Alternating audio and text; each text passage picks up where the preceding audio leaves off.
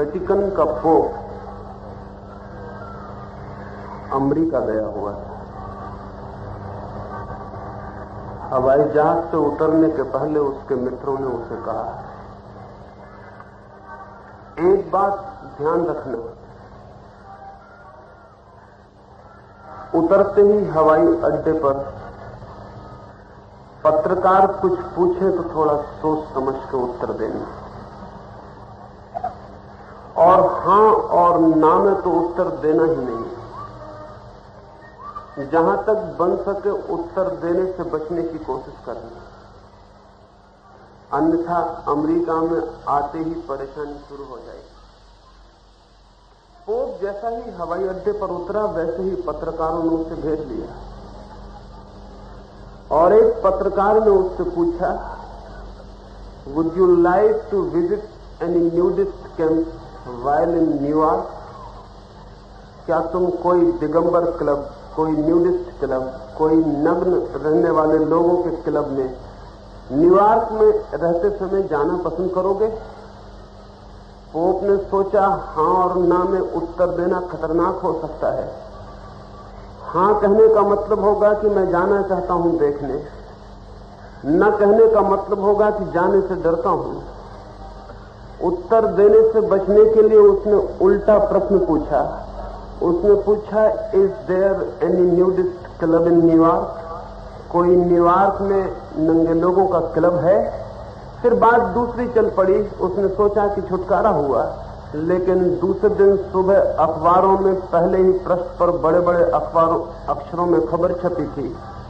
खबर थी कि महामहिम परम पूज्य पोप ने हवाई अड्डे पर उतरते ही पत्रकारों से पहली बात ये पूछी, is there any nudist club in New York? कोई नंगे लोगों का क्लब है न्यूयॉर्क में? ये उतरते ही पहली बात पत्रकारों से महामहिम पोप ने पूछी। कुछ ऐसा ही मामला मेरे और पत्रकारों के बीच भी हो गया।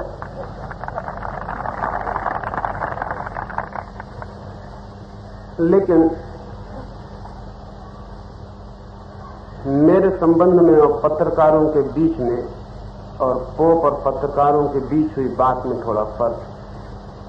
एक तो फर्क यह है कि मैंने हां और ना में उत्तर दिए। मैं कोई राजनीतिज्ञ नहीं हूं कि उत्तरों से बचने की कोशिश करूं। घुमाव फिराव से मुझे कोई नाता और संबंध नहीं है। जो बात मुझे ठीक लगे और जैसी लगे वैसा ही कह देने को मैं कर्तव्य समझता हूं।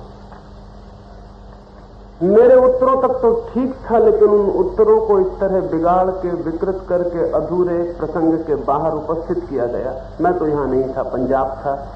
लौटा तो यहां देख के बहुत हैरानी मालूम पड़ी और आश्चर्य मालूम पड़ा कि चीजें इस रंग में भी पेश की जा सकती हैं। लेकिन मित्र तो घबराए हुए थे, मैं खुश हुआ। मैंने कहा, इससे घबराने की बात नहीं। एक लिहाज से पत्रकारों ने बड़ी कृपा की है और भविष्य में भी ऐसी ही कृपा करते रहेंगे तो अच्छा होगा। बहुत लोगों तक खबर पहुंच गई, बात पहुंच गई। कोई फिक्र नहीं कि गलत ढंग से पहुंची, लेकिन वो मुझे सुनने आ सकेंगे तो उन्हें ठीक बात का बोध हो सकेगा। कई बार कुछ लोग जिन बातों को सोचते हैं कि अभिशाप बन जाएंगी, वही बातें वरदान भी बन सकती हैं। मैं राजकोट गया, वहीं से लौटा आज। वहां मित्र बहुत घबराए हुए थे, लेकिन परिणाम यह हुआ कि जहां 10,000 लोग मुझे सुनते थे, वहां 20,000 लोगों ने मुझे सुना। वो समझ के गए और आश्चर्य करते गए कि चीजों को ये रंग और ये रूप भी दिया जा सकता है। जो मैंने बात की थी इन 3 दिनों में, उसी संबंध में पूरी बात मुझे करनी है। मेरी दृष्टि में भारत के दुर्भाग्यों में से एक दुर्भाग्य ये रहा है कि हम अपने महापुरुषों की आलोचना करने में आज तक भी समर्थ नहीं हो पाए। और जो कौम अपने महापुरुषों की आलोचना करने में समर्थ नहीं हो पाती, उस कौम के संबंध में 2 ही बातें कही जा सकती हैं। एक तो ये कि वो अपने महापुरुषों को इस योग्य नहीं समझती कि उनकी आलोचना की जा सके, या अपने महापुरुषों को इतना कमजोर और साधारण समझती है कि आलोचना में वे टिक नहीं सकेंगे। मैं गांधी के संबंध में ये दोनों ही बातें मानने को तैयार नहीं हूं। मेरी समझ में गांधी कोई कागजी महापुरुष नहीं है कि आलोचना की वर्षा आएगी और उनका रंग रोगन बह जाएगा। कुछ कागजी महापुरुष होते हैं, उन्हें आलोचना से बचाया जाना चाहिए क्योंकि वे आलोचना में खड़े नहीं रह सकते। लेकिन गांधी को मैं कागजी महापुरुष नहीं मानता। वो कोई कागज की प्रतिमा नहीं है, कच्चे रंग में रंगी हुई, कि वर्षा आएगी आलोचना की और सब नष्ट हो जाएगा। गांधी को मैं दुनिया के उन थोड़े से महापुरुषों में से एक मानता हूं जो पत्थर की प्रतिमाओं की तरह हैं, जिन पर वर्षा होती है तो धूल बह जाती है, प्रतिमा और निखर के प्रकट होती है। गांधी कोई कच्चे महापुरुष नहीं है, लेकिन गांधी के पीछे जो अनुयायियों का वर्ग है वो शायद स्वयं कच्चा है, इसलिए गांधी को भी कच्चा मान लेता है। खुद के भय ही हम अपने महापुरुषों पर भी आरोपित कर देते हैं।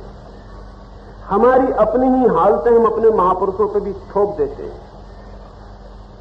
गांधी की आलोचना निश्चित की जानी चाहिए, क्योंकि गांधी की आलोचना से गांधी का तो कुछ भी बिगड़ने वाला नहीं है, हमारा जरूर कुछ हित हो सकता है।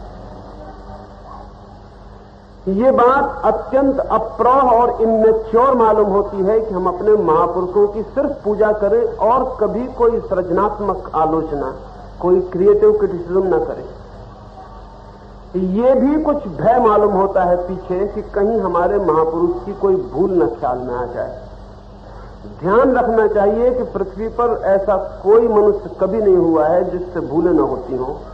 एक बात का फर्क होता है, छोटे लोग छोटी भूलें करते हैं, महापुरुष बड़ी भूलें करते हैं। महापुरुष छोटी भूलें नहीं करते।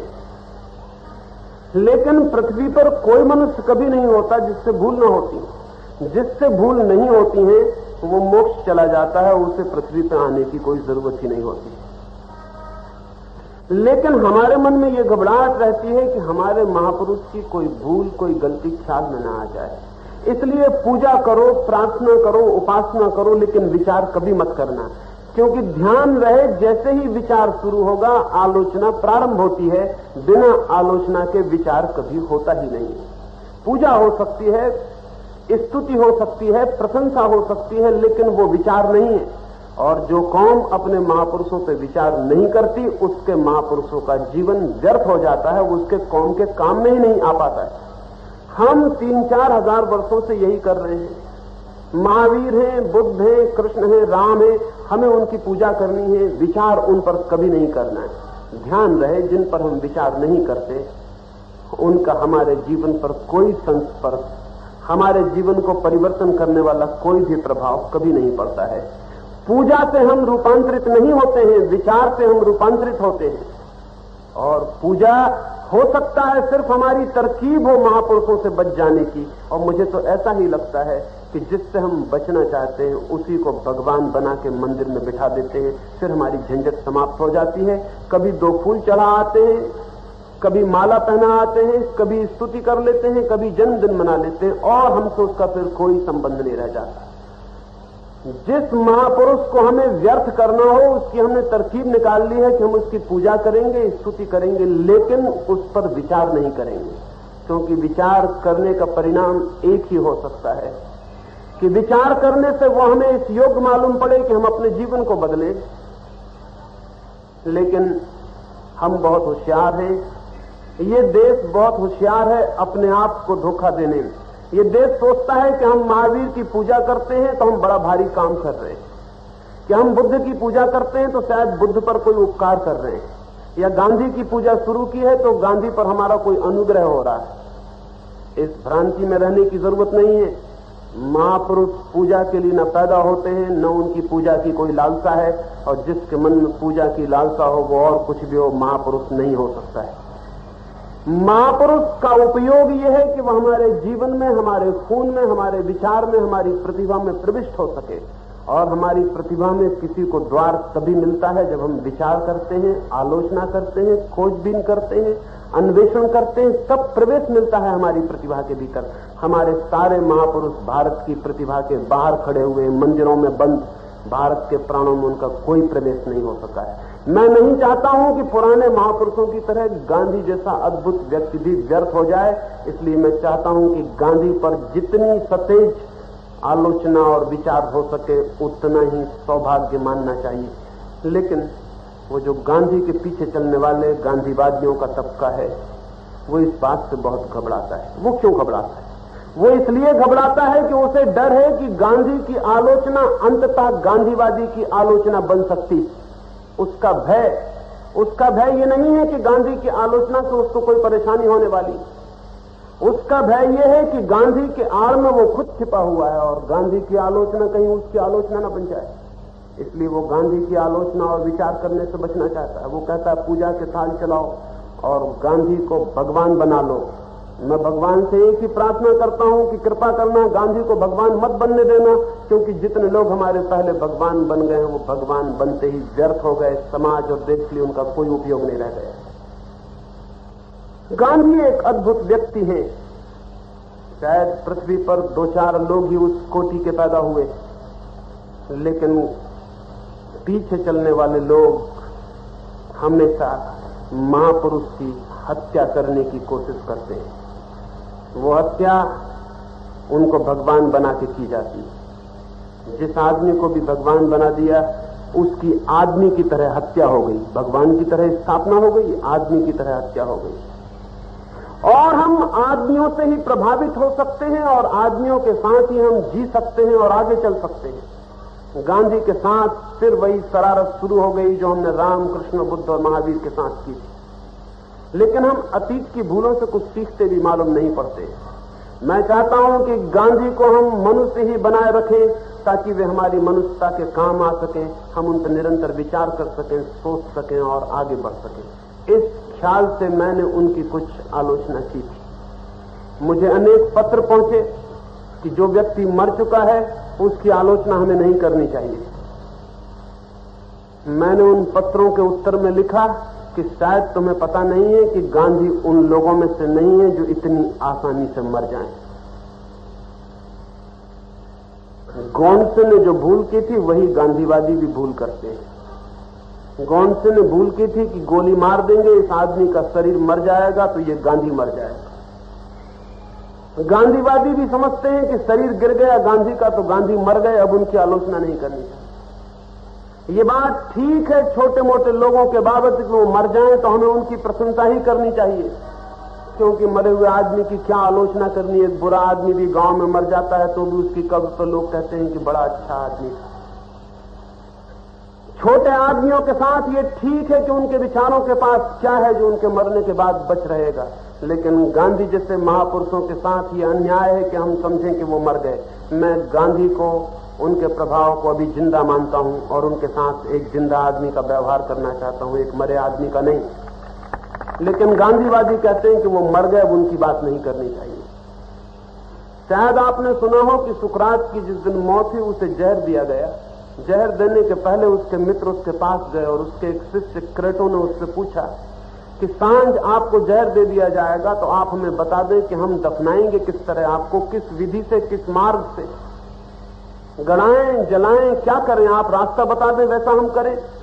पता है सुकरात हंसने लगा और उसने क्रेटो से कहा, पागल, जो मेरे दुश्मन समझते हैं कि मुझे जहर दे के मार डालेंगे वही तुम समझते हो कि शरीर के मरने से मैं मर जाऊंगा और तुम मेरे दफनाने का विचार करने लगे हो। मैं तुम्हें कहता हूं क्रेटो कि तुम सब मर जाओगे, तुम सब दफना दिए जाओगे, तब भी मैं जिंदा रहूंगा। आज 2500 साल हो गए, सुकरात अभी जिंदा है। क्रेटो का नाम सिर्फ हमें इसीलिए याद है कि सुकरात ने वो नाम लिया। क्रेटो कभी का मर चुका, वो साथी मर चुके जिन्होंने सोचा होगा हम सुकरात को दफना रहे, लेकिन सुकरात जिंदा है। महान व्यक्ति का एक ही अर्थ होता है कि वो शरीर के पार उठ गया, अब शरीर के मिटने से उसके मिटने की कोई संभावना नहीं है। मैं गांधी को एक जिंदा आदमी मान के व्यवहार करना चाहता हूं और मुझे लगता है कि अभी गांधी को वे भयभीत हैं कि कोई आलोचना न की जाए। और मैंने आलोचना क्या की है? मेरी आलोचना गांधी के विरोध नहीं है, गांधी के विरोध में नहीं है, लेकिन गांधीवाद के विरोध में है। और मेरी दृष्टि है कि सच बात तो यह है कि गांधीवाद जैसी कोई चीज गांधी की कल्पना में थी ही नहीं। गांधी नहीं मानते थे कि उनका कोई वाद है, मानते थे कि जो उनके अंतर्दृष्टि को ठीक मालूम पड़ता है वो प्रयोग करते चले जाते हैं। उनका कोई सिस्टम, कोई रेखाबद्ध वाद नहीं। लेकिन गांधी के पीछे जो गिरोह इकट्ठा हुआ उसने गांधीवाद खड़ा कर रखा है। दुनिया में हमेशा अनुयायी पंथ, संप्रदाय और वाद खड़े करते हैं, और जितने पंथ, संप्रदाय और वाद मजबूत हो जाते हैं उतना ही हम और हमारे महापुरुषों के बीच एक पत्थर की दीवार खड़ी हो जाती है जिसको पार करना मुश्किल हो जाता है। गांधी का कोई वाद नहीं है इन अर्थों में, लेकिन गांधी ने जीवन भर जो किया है, जो सोचा है, जो विचारा है वो है, और उस पर हमें बहुत स्पष्ट निर्णय लेना जरूरी है, क्योंकि उसी निर्णय के आधार पर इस देश के भविष्य को बनाने का हम विचार करेंगे। गांधीवादी कहते हैं कि उससे विचार नहीं करना है, जो उन्होंने कहा है उसे वैसा ही मान लेना है। ये बात इतनी अंधी और खतरनाक है कि अगर इन सारी बातों को इसी तरह मान लिया गया तो गांधी की आत्मा भी आकाश में कहीं होएगी तो रोएगी, क्योंकि गांधी खुद अपनी जिंदगी में हर वर्ष अपनी पिछली भूलों को स्वीकार करते रहे और मानते रहे कि जो भूलें हो गई उन्हें छोड़ देना है। अगर गांधी जिंदा होते तो इन 20 वर्षों में उन्होंने बहुत सी भूलें स्वीकार की होती, लेकिन गांधीवादी कहता है कि अब हमें कोई भूल पर ध्यान नहीं देना है, जो कहा गया है उसे चुपचाप मान लेना है। ये अंधापन बहुत महंगा साबित होगा। बुद्ध और महावीर को अंधा मान लेने से, अंधेपन से मान लेने से उतना नुकसान नहीं हो सकता, क्योंकि बुद्ध और महावीर ने व्यक्तिगत मनुष्य की आत्म उत्कर्ष की बात की है। हिंदुस्तान में एक पहले धार्मिक व्यक्ति थे गांधी, जिन्होंने सामाजिक उत्कर्ष का भी विचार किया है। बुद्ध और महावीर को मान लेने से एक एक व्यक्ति भटक सकता है, गांधी को अंधेपन से मान लेने से पूरे समाज का भविष्य भटक सकता है, पूरा देश भटक सकता है। इसलिए गांधी पर विचार कर लेना बहुत जरूरी है। गांधी एक अर्थों में अनूठे हैं भारत के इतिहास में। भारत के धार्मिक व्यक्ति ने कभी भी समाज, राजनीति और जीवन के संबंध में सीधी कोई रुचि नहीं ली। भारत का महापुरुष सदा से पलायनवादी रहा है, उसने पीठ कर ली है समाज की तरफ, उसने मोक्ष की खोज की है, समाधि की खोज की है, सत्य की खोज की है, लेकिन समाज और इस जीवन का भी कोई मूल्य है ये उसने कभी स्वीकार नहीं किया। गांधी पहले हिम्मतवर आदमी थे जिन्होंने धार्मिक होते हुए समाज की तरफ मुंह नहीं मोड़ा, वो समाज के बीच में खड़े रहे और जिंदगी के साथ और जिंदगी को उठाने की उन्होंने कोशिश की। ये पहला धार्मिक आदमी था जो जीवन विरोधी नहीं था, जिसका जीवन के प्रति स्वीकार का भाव था। स्वाभाविक पहले आदमी से बड़ी भूलें होनी संभव है, पायोनियर हमेशा भूलें करता है। वो पहले आदमी थे, एक नई दिशा में प्रयोग कर रहे थे, और अगर हम उनको अंधे होकर मान लेंगे तो हम बहुत खतरनाक रास्तों पर जा सकते हैं। जो बातें मैंने आलोचना की है उनमें से कुछ एक दो सूत्रों पर आज और फिर आने वाले दिनों में बात करूंगा। मेरी दृष्टि में भारत की बहुत प्राचीन समय से कुछ बुनियादी भूलों में एक भूल ये रही है कि हमने दरिद्रता को एक तरह की महिमा, एक तरह का गौरव, एक तरह का ग्लोरिफिकेशन किया है। हम दरिद्रता को एक तरह का सम्मान देते रहे। हमने एक फिलॉसफी विकसित की है जिसको फिलॉसफी ऑफ पॉवर्टी कहा जा सकता है, दरिद्रता का एक दर्शन विकसित किया है। हमने ये स्वीकार कर रखा है 5000 वर्षों से कि दरिद्र होना भी कोई बड़े गौरव की बात है, और उसके साथ ही धन, संपदा, समृद्धि, इनकी एक निंदा, इनका एक बहिष्कार भी हमारे मन में रहा है। परिग्रह का एक विरोध, अपरिग्रह की एक स्थापना, समृद्धि, विस्तार, इसका विरोध, संकोच, दरिद्रता, इसकी स्वीकृति हमारे खून में प्रविष्ट हो गई। मैं कहना चाहता हूं कि ये इस विचार का परिणाम है कि भारत 5000 वर्षों की लंबी सभ्यता के बाद भी दरिद्र है और समृद्ध नहीं हो पाया है। इस विचार का यह अंतिम परिणाम है। गांधी ने जाने अनजाने पुनः इसी दरिद्रता के दर्शन को फिर से सहारा दे दिया। गांधी ने फिर दरिद्र को दरिद्र नारायण कह दिया। दरिद्र नारायण नहीं है, दरिद्रता पाप है, दरिद्रता रोग है, उसे घृणा करनी है, उसे नष्ट करना है। दरिद्र को अगर हम पवित्र और भगवान और इस तरह की बातें करेंगे और दरिद्रता को महिमावंत करेंगे तो हम दरिद्रता को नष्ट नहीं कर सकते हैं, हम दरिद्रता को बनाए ही रखेंगे। हम दरिद्रता पर दया कर सकेंगे, सेवा कर सकेंगे दरिद्र की, लेकिन दरिद्र को मिटा नहीं सकेंगे। दरिद्र की सेवा की जरूरत नहीं है, दरिद्र के गुणगान की जरूरत नहीं है, दरिद्र को दया की जरूरत नहीं है। दरिद्र को पृथ्वी से समाप्त करना है, दरिद्र को नष्ट करना है, दरिद्र को नहीं बचने देना है। दरिद्रता के साथ एक महामारी का व्यवहार करना है। प्लेग और हैजा और मलेरिया के साथ हम जो व्यवहार करते हैं वो दरिद्रता के साथ व्यवहार करना है। लेकिन हिंदुस्तान की जो परंपरा है दरिद्रता की और त्याग की, गांधी के मन पर उसका प्रभाव है, सारे मुल्क के मन पर उसका प्रभाव है। हमने जाने अनजाने हमारे अचेतन में, अनकॉन्शियस तक ये बात प्रविष्ट हो गई है कि दरिद्रता को कुछ गौरव है। ये बहुत ही खतरनाक दृष्टि है, ये बहुत ही आत्मघाती दृष्टि है।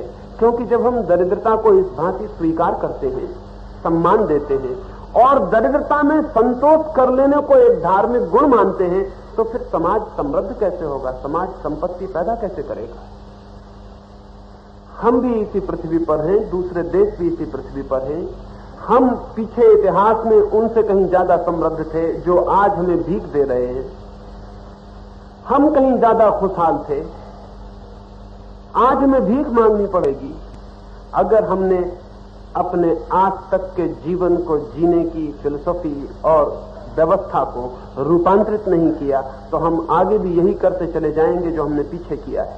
संपत्ति आसमान से पैदा नहीं होती है, संपत्ति श्रम से पैदा होती है।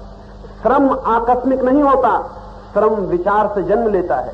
और अगर हमारे विचार में संपदा का विरोध है तो हम न श्रम करेंगे न हम संपदा पैदा करेंगे। ये जो भारत एकदम श्रम शून्य मालूम पड़ता है, सुस्त, काहिल, अलाल मालूम पड़ता है, लेजी मालूम पड़ता है, ये लेजीनेस, ये सुस्ती, ये काम न करने की प्रवृत्ति, ये प्रवृत्ति उस विचार से पैदा होती है जो दरिद्रता में संतोष मानने की शिक्षा देता है। और ये भी ध्यान रहे कि बुद्ध और महावीर जैसे लोग राज्य घरों को छोड़कर दरिद्र हो गए। हिंदुस्तान में जैनियों के 24 तीर्थंकर राजाओं के लड़के थे, बुद्ध राजा के लड़के थे, रामकृष्ण राजाओं के लड़के थे। हिंदुस्तान के ये सारे तीर्थंकर और अवतार राजपुत्र थे। ये सारे तीर्थंकर और बुद्ध राजमहलों को छोड़ के दरिद्र हो गए और इनके दरिद्र होने से हमारी दरिद्रता के दर्शन को और सहारा मिला। लेकिन एक बात ध्यान रहे, अमीर आदमी का दरिद्र होना एक बात ही दूसरी है और दरिद्र का दरिद्रता में संतुष्ट हो जाना बात दूसरी है। इन दोनों बातों में बुनियादी फर्क है। अमीर आदमी जब दरिद्र होता है तब वो अमीरी को जान के दरिद्र होता है। अमीरी व्यर्थ हो गई इसलिए दरिद्र होता है।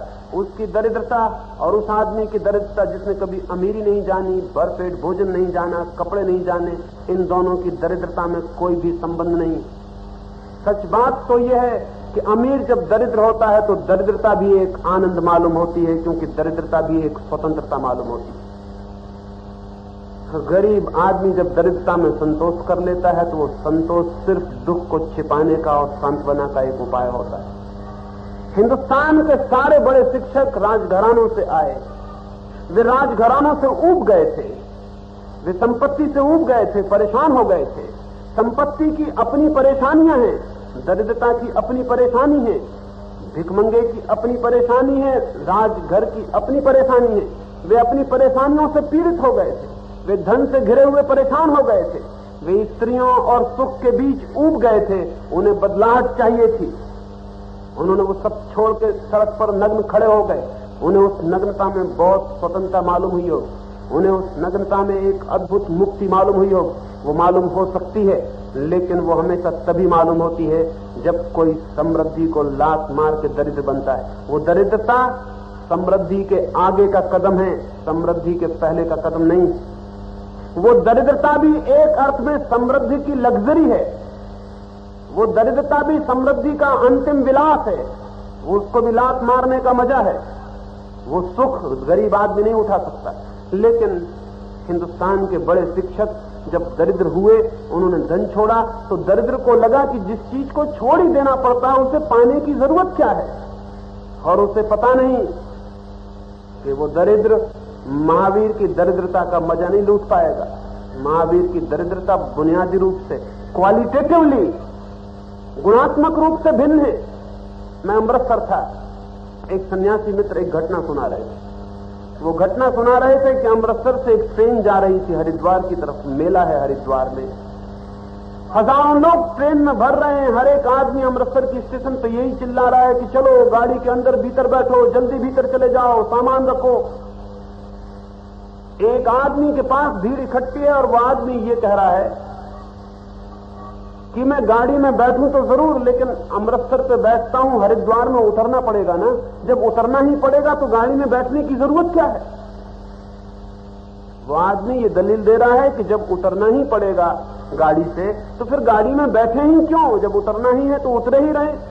मित्रों ने जबरदस्ती धक्के दिए और कहा ये तर्क समझाने का समय नहीं है, अंदर बैठ जाओ, फिर तुम्हें समझाएंगे, गाड़ी जाने के करीब है। जबरदस्ती उस आदमी को भीतर ले गया, लेकिन वो आदमी यही चिल्लाता रहा कि जब उतरना ही है तो बैठने की जरूरत क्या है? फिर हरिद्वार आ गया, फिर सारी गाड़ी में दूसरी आवाज आने लगी कि उतरो, सामान उतारो, नीचे उतरो, जल्दी उतरो, कहीं गाड़ी न छूट जाए। वो मित्र उसको फिर समझा रहे हैं कि नीचे उतरो। वो कहता है कि जब चढ़ी गए तब उतरना क्या? पहले ही मैंने कहा था कि चढ़ाओ मत अगर उतरना हो। अब जब चढ़ी गए तो चढ़ी गए, अब उतरना क्या? उसे जबरदस्ती नीचे उतारा है। वो व्यक्ति तर्क तो ठीक दे रहा है।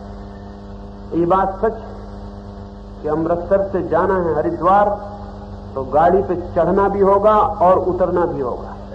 और जो सोचता है कि जब उतरना ही है कभी जाकर तो चढ़ना ही क्या, वो फिर अमृतसर पर ही रह जाएगा, हरिद्वार नहीं पहुंच सकता।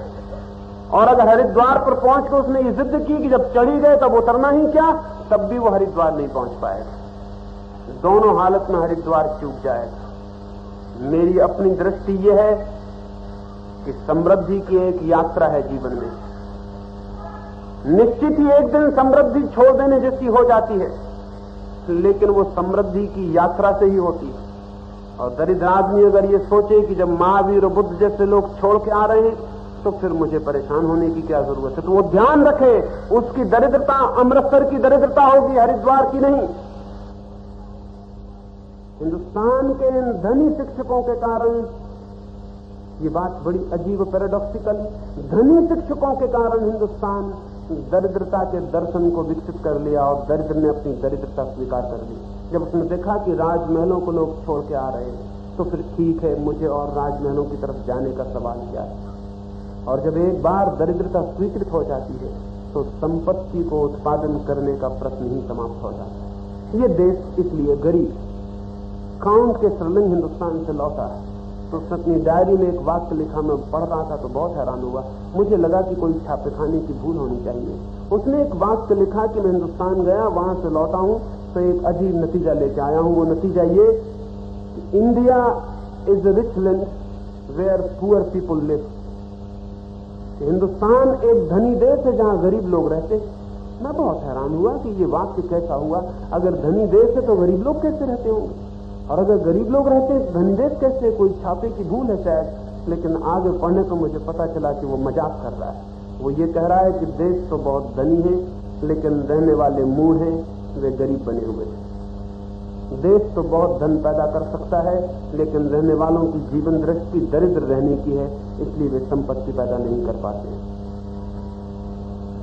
हिंदुस्तान की दरिद्रता नहीं मिटेगी जब तक हम संपत्ति के प्रति भी एक स्वस्थ रुख लेने को राजी न हो। हमारा संपत्ति के प्रति अत्यंत अस्वस्थ, रुग्ण, अनहेल्दी रुख है। तो एक तरफ तो यह है कि हम संपत्ति का विरोध करते हैं और दूसरी तरफ भीतर संपत्ति की लालसा भी करते हैं, क्योंकि दरिद्रता के भीतर यह असंभव है कि आप सच में संतुष्ट हो जाएं। कैसे संतुष्ट हो सकते हैं? जबरदस्ती ठोक के अपने ऊपर संतोष के कपड़े पहन लेंगे, लेकिन संतोष हो कैसे सकते हैं? भीतर असंतोष की आग जलती ही रहेगी। इसलिए ऊपर से कहेंगे कुछ मतलब नहीं है हमें, हम तो संतुष्ट हैं, और भीतर लालसा, ईर्षा, लोभ, वो सब काम करते रहेंगे। मैं एक फकीर के पास, एक सन्यासी के पास यहीं बंबई में कोई 5-7 साल पहले मिलने गया। एक मुनि है, बहुत उनके शिष्य हैं, बहुत लोग वहां इकट्ठे हो गए। मैं मिलने आया हूं, कुछ बात होगी। उन मुनि ने मुझे एक गीत सुनाया, गुजराती में वो गीत उन्होंने बनाया था, उसका अर्थ मुझे समझाया। सुनने वाले बैठ के सिर हिलाने लगे और कहने लगे वाह वाह, मैं बहुत हैरान हुआ, क्योंकि उस गीत का मतलब ये था कि वो सन्यासी उस गीत में ये कहते हैं कि तुम अपने राजमहल में खुश हो रहो, हम अपनी धूल में भी आनंद में, तुम स्वर्ण के सिंहासन पर बैठे हो बैठो, हमें तुम्हारे स्वर्ण के सिंहासन से कोई भी मतलब नहीं, हम लात मारते हैं स्वर्ण के सिंहासन पर, हम तो अपनी धूल में ही मस्त हैं, हम तो फकीर। इस तरह का भाव पूरा गीत कह के वो मुझसे पूछने लगे कैसा लगा। मैंने कहा कि मैं बहुत हैरान हुआ। मैं इसलिए हैरान हुआ कि अगर आपको राजमहलों से कोई मतलब नहीं, अगर आपको स्वर्ण सिंहासनों से कोई मतलब नहीं, तो उनकी याद क्यों आती, उनके गीत क्यों लिखते हैं?